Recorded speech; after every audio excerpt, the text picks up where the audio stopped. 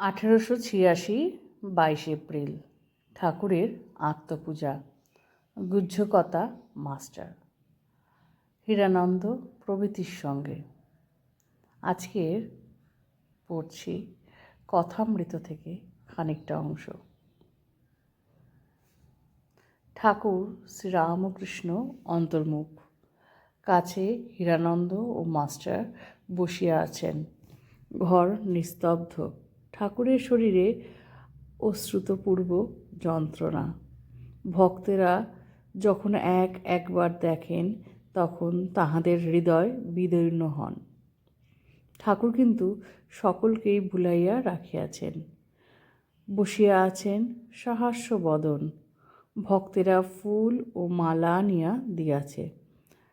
ঠাকুরের হৃদয়ের মধ্যে নারায়ণ, তাহারই বুঝি পূজা করিতেছেন। এই যে ফুল লইয়া মাথায় দিতেছেন, কণ্ঠে, হৃদয়ে, নাভিদেশে একটি বালক ফুল লইয়া খেলা করিতেছে। ঠাকুরের যখন ঈশ্বরীয় ভাব উপস্থিত হয় তখন বলেন যে শরীরের মধ্যে মহাবায়ু ঊর্ধ্বগামী হইয়াছে। মহাবায়ু উঠিলে ঈশ্বরের অনুভূতি হয়। সর্বদা বলেন, এইবারও মাস্টারের সহিত কথা কহিতেছেন। শ্রীরামকৃষ্ণ মাস্টারের প্রতি। বায়ু কখন উঠেছে জানি না, এখন বালক ভাব, তাই ফুল নিয়ে এই রকম করছি। কি দেখেছি জানো? শরীরটা যেন বাখারি সাজানো, কাপড় মোড়া, সেইটে নড়ছে। ভিতরে একজন আছে বলে তাই নড়ছে, যেন কুমড়ো শ্বাসবিচি ফেলা। ভিতরে কামাদি আসক্তি কিছুই নাই, ভিতরে সব পরিষ্কার। আর ঠাকুরের বলিতে কণ্ঠ হইতেছে, ভীষণই কষ্ট, যেহেতু গলায় ব্যথা তার। বড় দুর্বল। মাস্টার তাড়াতাড়ি ঠাকুর কি বলিতে যাইতেছেন একটা আন্দাজ করিয়া বলিতেছেন, আর অন্তরে ভগবান দেখছেন। শ্রীরামকৃষ্ণ অন্তরে বাহিরে দুই দেখেছি, অখণ্ড সচ্চিদানন্দ। সচ্চিদানন্দ কেবল একটা খোল আশ্রয় করে, এই খোলের অন্তরে বাহিরে রয়েছেন, এইটি দেখেছি। মাস্টার ও হীরানন্দ এই ব্রহ্মদর্শন কথা শুনিতেছেন। কিয়ৎক্ষণ পরে ঠাকুর তাহাদের দিকে দৃষ্টি করিয়া কথা কহিতেছেন। শ্রীরামকৃষ্ণ মাস্টার ও হীরানন্দের প্রতি। তোমাদের সব আত্মীয় বোধ হয়, কেউ পর বোধ হয় না। শ্রীরামকৃষ্ণ ও যোগাবস্থা, অখণ্ড দর্শন, সব দেখছি একটা খোল নিয়ে মাথা নাড়ছে। দেখছি যখন তাতে মনের যোগ হয় তখন কষ্ট একধারে পড়ে থাকে। এখন কেবল দেখছি একটা চামড়া ঢাকা অখণ্ড, আর একপাশে গলায় ঘাটা পড়ে রয়েছে। ঠাকুর আবার চুপ করিলেন। কিয়ৎক্ষণ পর আবার বলিতেছেন, জড়ের সত্তা চৈতন্য লয়, আর চৈতন্যের সত্তা জড় লয়। শরীরে রোগ হলে বোধ হয় আমার রোগ হয়েছে। হীরানন্দ ওই কথাটি বুঝবার জন্য আগ্রহ প্রকাশ করিলেন।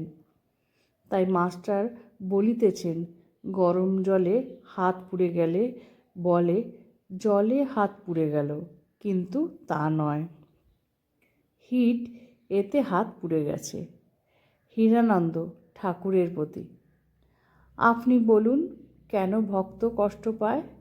শ্রীরামকৃষ্ণ, দেহের কষ্ট। ঠাকুর আবার কি বলিবেন, উভয়ে অপেক্ষা করিতেছেন। ঠাকুর বলিতেছেন, বুঝতে পারলে? মাস্টার আস্তে আস্তে হীরানন্দকে কি বলিতেছেন। মাস্টার, লোকশিক্ষার জন্য নজির। এত দেহের কষ্ট মধ্যে ঈশ্বরের মনে 16 আনা যোগ। হীরানন্দ, হাঁ, যেমন ক্রাইস্টের ক্রুসিফিকশন। তবে এই মৃষ্টি, একে কেন যন্ত্রণা? মাস্টার, ঠাকুর যেমন বলেন, মার ইচ্ছা, এখানে তাঁর এরূপ খেলা। ইহারা দুজন আস্তে আস্তে কথা কহিতেছেন। ঠাকুর ইশারা করিয়া হীরানন্দকে জিজ্ঞাসা করিতেছেন। হীরানন্দ ইশারা বুঝিতে না পারাতে ঠাকুর আবার ইশারা করিয়া জিজ্ঞাসা করিতেছেন, ও কি বলছে? হীরানন্দ, ইনি লোকশিক্ষার কথা বলছেন। শ্রীরামকৃষ্ণ, ও কথা অনুমানের বই তো নয়। মাস্টার ও হীরানন্দের প্রতি। অবস্থা বদলাচ্ছে। মনে করেছি চৈতন্য হোক, সকলকে বলবো না। কলিতে পাপ বেশি, সেই সব পাপ এসে পড়বে। মাস্টার হীরানন্দের প্রতি, সময় না দেখে বলবেন না। যার চৈতন্য হবার সময় হবে তাকে বলবেন। অর্থাৎ এখানে মাস্টার অর্থাৎ শ্রীমা বললেন, যখন যার চৈতন্য হওয়ার সময় হবে ঠিক তখন বলবেন।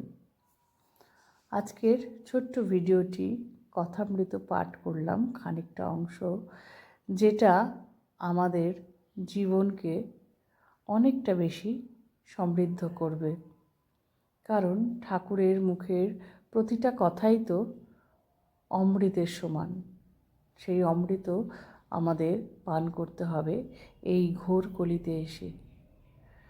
কারণ কলিতে নাম জপই প্রধান, ঠাকুরই বলছেন। পরবর্তী ভিডিওতে আরও কথামৃতের অংশগুলি আস্তে আস্তে পাঠ করব। ভিডিওটি ভালো লাগলে সঙ্গে থাকবেন। শ্রী শ্রী ঠাকুর, মা, স্বামীজি, আমার গুরু মহারাজ এবং অন্যান্য মহারাজদের শ্রীচরণে শতকোটি প্রণাম। জয় ঠাকুর, মা, স্বামীজি, সকলের মঙ্গল করো।